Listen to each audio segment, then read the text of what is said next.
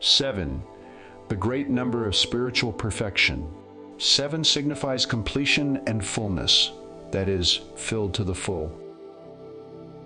In part 11, we began our consideration of a paradox regarding the seventh seal, trumpet, and bowl, where in each we find lightning, thunder, voices, and an earthquake and hail. These are, of course, symbolic and correlate with the day of the Lord. Allow me to share the following from the Weymouth New Testament. Note that I've added Revelation 4:5, which agrees with our pattern.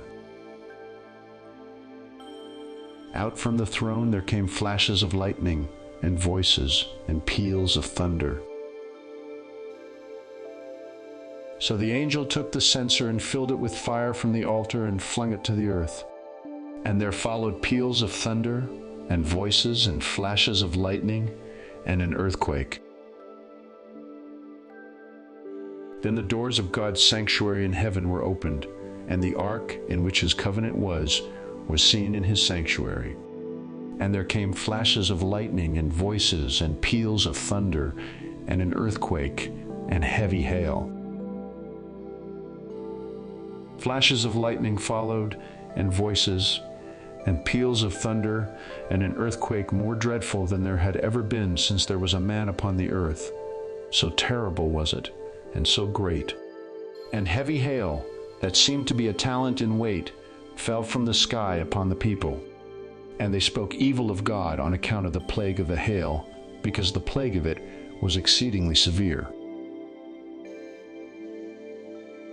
If it is true that the day of the Lord correlates with the seventh trumpet, then it is also true that once we understand the meaning of the lightning, voices, thunder, earthquake, and hail, we'll understand the day of the Lord, right?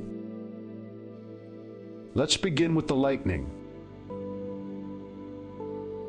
Our word lightnings or lightning is defined by Strong's as lightning by analogy glare, taken from the root meaning to flash as lightning. The same Greek word is used in all 4 references. It is also found in the following passages. For as the lightning cometh out of the east, and shineth even unto the west, so shall also the coming of the Son of Man be. For as the lightning, that lighteneth out of the one part under heaven, shineth unto the other part under heaven, so shall also the Son of Man be in his day. These 2 passages refer to the same thing, the first written by Matthew and the second by Luke.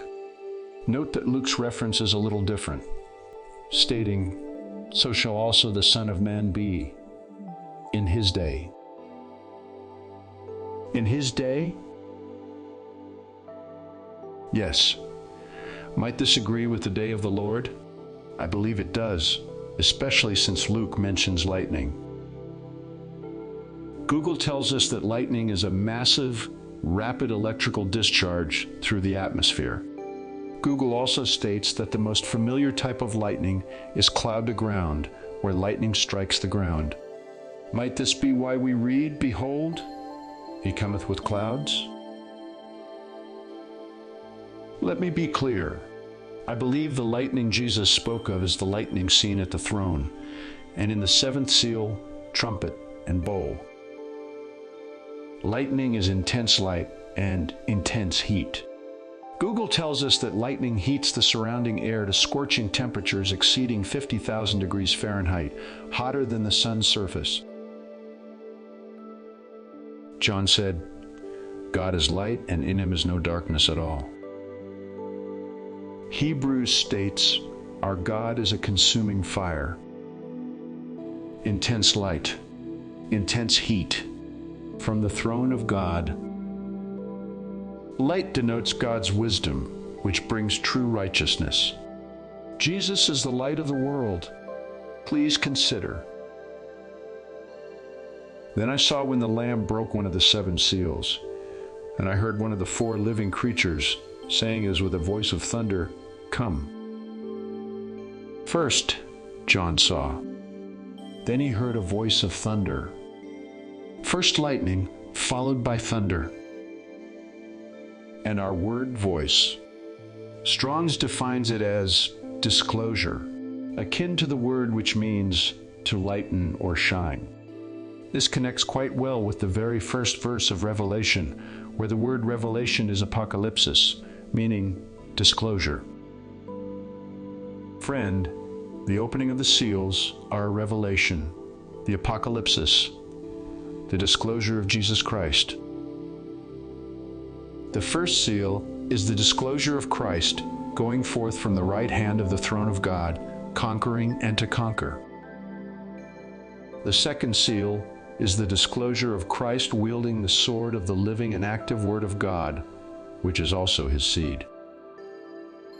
The third seal is the disclosure of Christ through the divine and universal principle of sowing and reaping, as he renders to every man according to his deeds. The fourth seal is the disclosure of Christ, who possesses the keys of death and of Hades.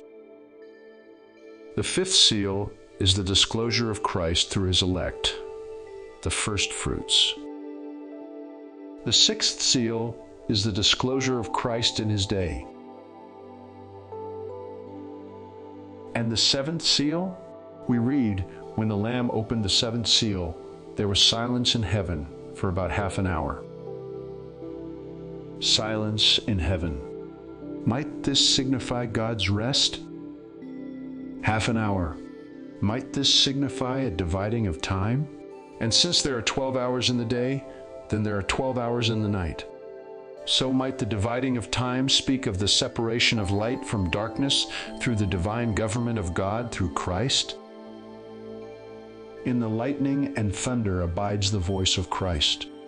It is but one voice, but it is the unified voice of many, resounding through his elect, down through the centuries, declaring the will of God in every generation until all is fulfilled.